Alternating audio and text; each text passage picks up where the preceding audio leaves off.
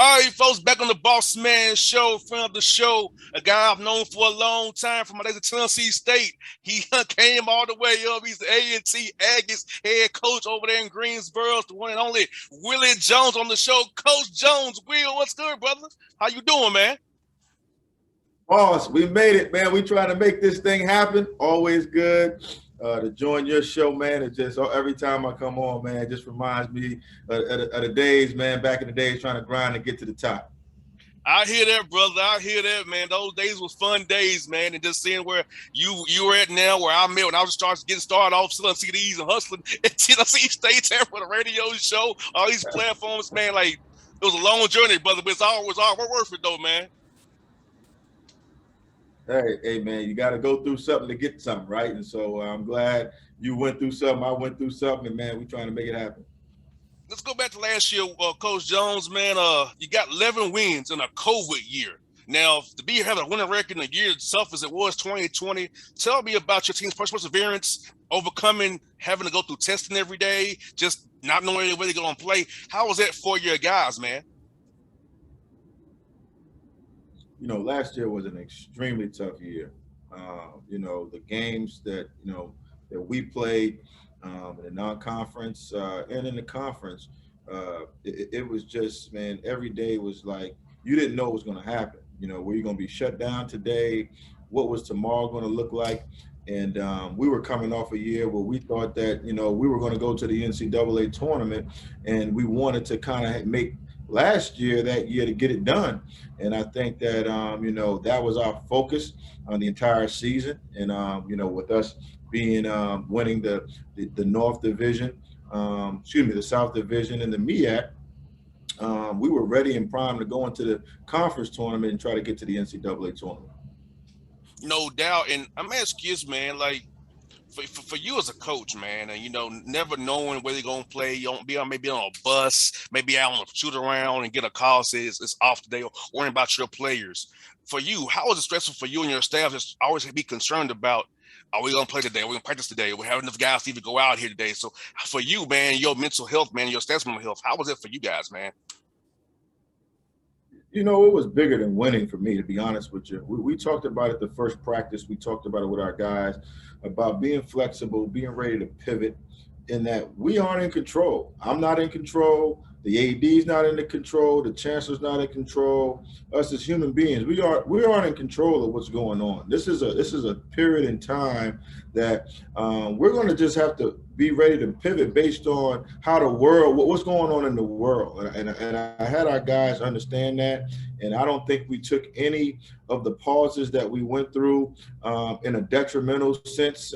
We try to keep the positivity, alive. And whenever we got a chance to suit up, to give our best effort. And that's kind of how we rolled, man. So I didn't really let it get into my mental health or our players' mental health because at the end of the day, there's nothing that we could have done to change anything based on the world that we're living in right now. And I think, Will, this was so funny about you say that, because a lot of times we talk as young men, and it's for my parents, a lot of things is out of control. It's in kind of God's hands. And I think COVID-19, 2020 showed us, hey, we don't control very much in our lives, other than how we approach every day, our attitudes, how we respect people. A lot of it is not our control. I think for your young men, being young as they are, to get that life lesson early, that, hey, a lot of things we do have in this lifetime is out of your control. Oh, for sure. I mean, being from a small town in South Carolina with grandma had a big time effect on me. She tell you, man, God's in control, and really early, right after, that, everything got shut down for the NCAA tournament the previous year, and the world stopped. I'm talking about not just the state, the country, but the world stopped. I mean, you got to pay attention to what's going on with that. And I think I just try to calm our guys' nerves and just say, every time you get a chance to get on this court and hoop, you better do it to the best of your ability, have some fun, because it's not promised tomorrow. And some you did is very well, man. It's like, I know that you got all the black coaches on a call on Zoom. And Tell me about what inspired you to do that and just bring y'all together as one, because I feel like this last cycle, a lot of black coaches got hired. That was the involved thing this cycle. I'm glad it happened, but I want to continue to happen, right? So talk about your idea to get all the black coaches on a Zoom call, bring everybody together as one to kind of share their knowledge and swap game with each other. Obviously last year, everybody had a lot of time. And, I'm just lucky to have a group of coaches, young head coaches that, we were friends before we were head coaches. And, with that time, we got a chance to really spend some time with each other and try to help each other get better. And one of the things, while we all had time was, hey, let's get everybody together, during this social injustice. How can we help each other? How can we help our players? How can we just get through this period and try to get better as coaches? And we were able to do that. And it turned out to be an unbelievable year. A lot of coaches got jobs. It was just being a part of that movement that, is trying to help college athletics, realize the value of the African-American coach and help get some more opportunities. And we were also good last year was this, Texas Southern and Norfolk both won the NCAA tournament. Now, we hated the play-in game all the time, but hey, getting in the play, they both got wins and had good showings as well. So talk about seeing HBCU schools be successful in the tournament, and then yourself going to move to the Big South. At Tennessee State, was an OVC. So now you're in the Big South and predominantly white conference now, representing A&T. Tell me about those things right there, seeing those two schools winning that tournament and seeing a school like yourself going to the Big South to represent HBCU sports, even in that conference now, showing them what A&T's all about in the Aggies. One thing, getting to the NCAA tournament is the ultimate reward. And to have two teams, compete and win in the first round is huge. It's to be expected, it's to be expected. You put us versus a light conference, and that's what they are. I call it a spade, a light conference. Whether it's Sun Belt, Southern Conference, whatever it is, they're light conferences, one-bid leagues. You should expect to win when you suit up against those teams. And, now, the ultimate goal is for us to have 4 HBCUs being represented in the NCAA tournament. And that can happen now. You got a Tennessee State in the OVC, you got us in Hampton in the Big South, and you still got the MEAC in the SWAC. And so it should be a day when all 4 conferences, all 4 of those schools should be represented in the NCAA tournament as we continue to make this thing a reality for the HBCUs. It was good, Coach Jones, this man, that more young men are going to go to the HBCU route now. Like Career Maker went to Howard, but no, last year was not a good year for Howard, but he went there. Master P with Tennessee State. So more top recruits, even on the football side, they're going to SWAC and me at school. So I feel like HBCUs are now in vogue, and young black men and women now see that the value of these schools who care about you, who understand your background, where you come from, and can help foster you, make you a better wife, husband, leader in your future as you go through your path at these universities. Oh, for sure. A&T had an unbelievable year last year in recruiting. I think we finished 79th in the country with signing Duncan Powell, 4-star kid out of Texas, and, along with a couple other freshmen. But recruiting at our universities and awareness at the HBCUs are at an all-time high. And let's be honest with you, kids don't come out of the womb knowing what an HBCU is. It's our job to educate them and tell them that there are opportunities at the HBCU. And I tell people all the time, HBCU has nothing to do with sports, okay? HBCU, these schools gave African Americans an opportunity to go to a place where they can get the same education as some of these predominantly white institutions that we couldn't attend at that time. The sports perspective, we've always been good in sports. African Americans have always been the leaders in sports, no matter what playing field we were at, whether we were in the CIAA, the old school SIAC, the old school MEAC, or the old school SWAC. We got Hall of Famers in the NFL. We got people in Canton. We got people in the NBA Hall of Fame. We've always been good in sports. So in terms of the kids recognizing that they can be successful at the HBCU, we got to continue to educate them. We got to continue to engage them and give them the light and see what they can do on our campus. And I think if we continue to do that, we'll be successful at attracting some of them. especially with you moving to the Big South. I know I hate to say it, but moving to the Big South gives a kid a different perspective. It's not the MEAC or the SWAC. So going to the Big South has to help. Hampton's already there as well, over out from the MEAC conference. So how did you kind of seen since you've moved to the Big South officially now, recruiting wise, and how guys will respond to you when you get that call from A&T now? Just like you said, man, it goes all the way back, to my days at Tennessee State. My first opportunity as a college coach was in the OVC, where Tennessee State was the only HBCU at the time in a predominantly white league.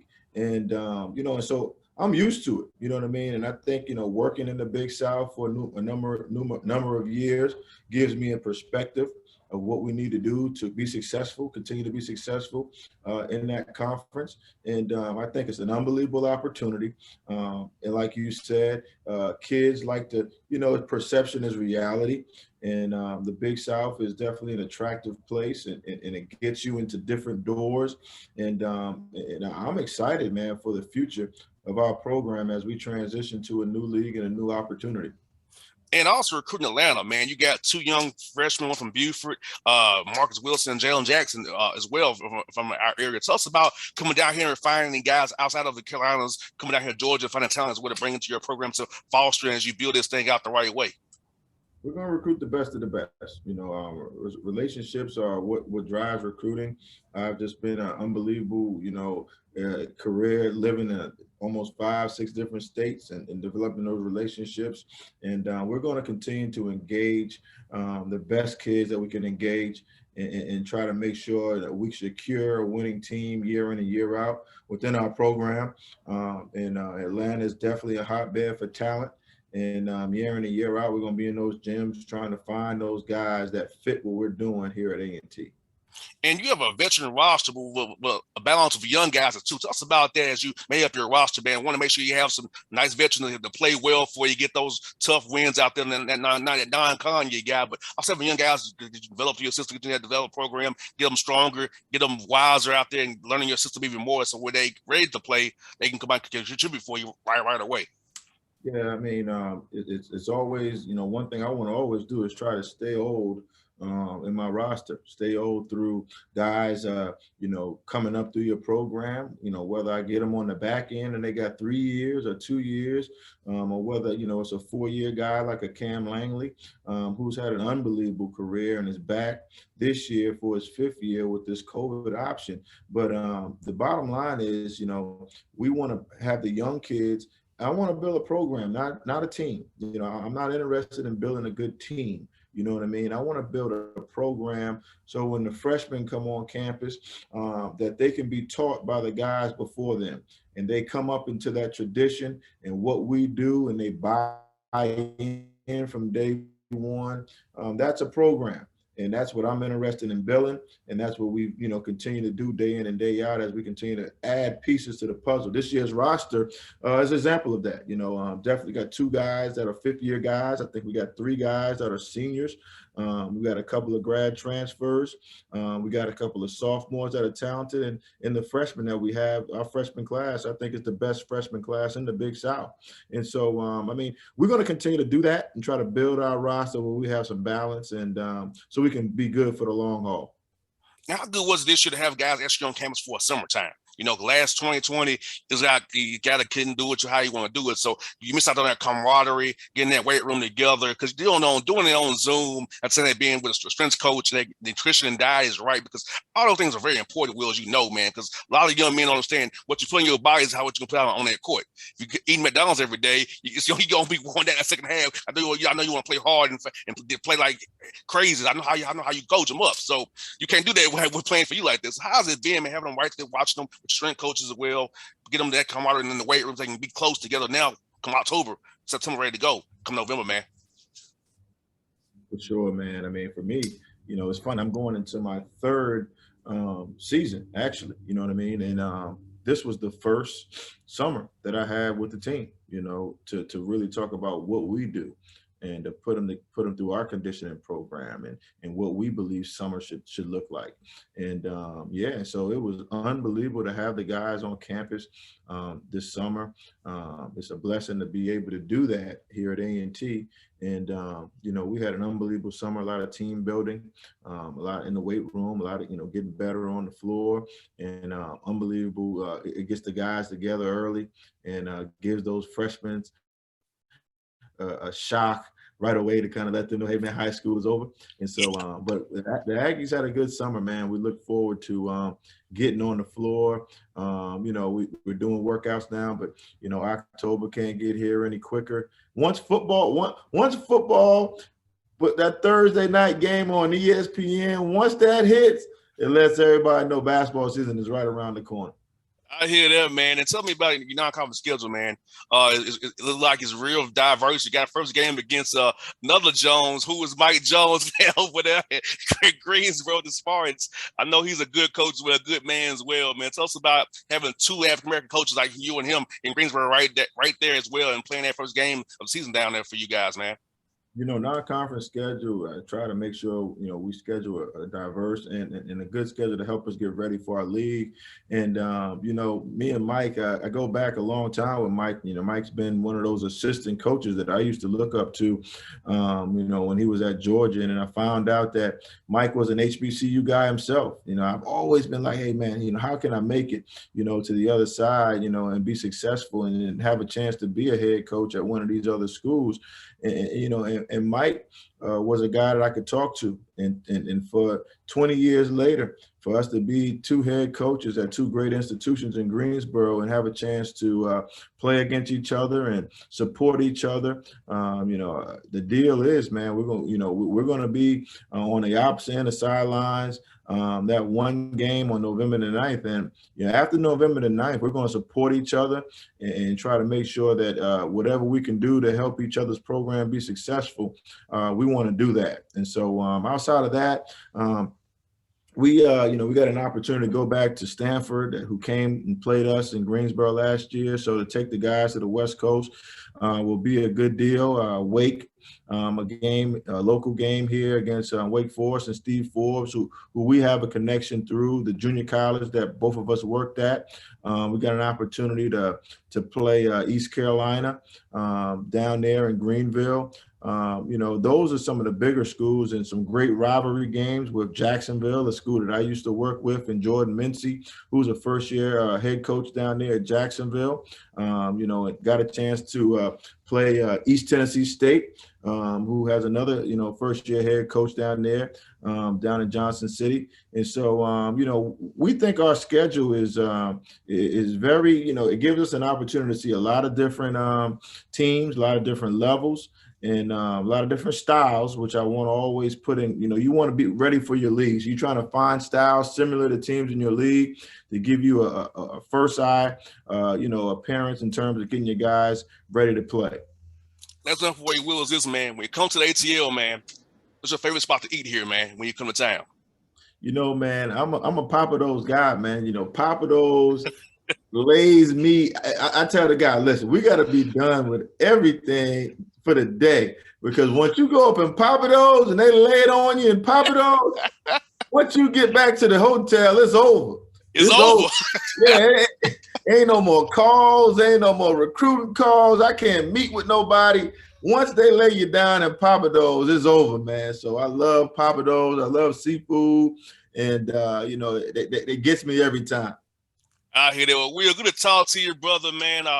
I'm happy for your successes. I usually know, man. I'm happy for you as always, man. We're always cheering for you as well, man. So keep up the great work. Keep the energy popping, man. Get those Aggies going, my brother. Hey, man, look forward to it. You continue to bless these coaches, man, and I look forward to being back on here during the season at some point. You sure will, brother. Hey, be safe, man. Talk to you real soon, brother. Aggie pride.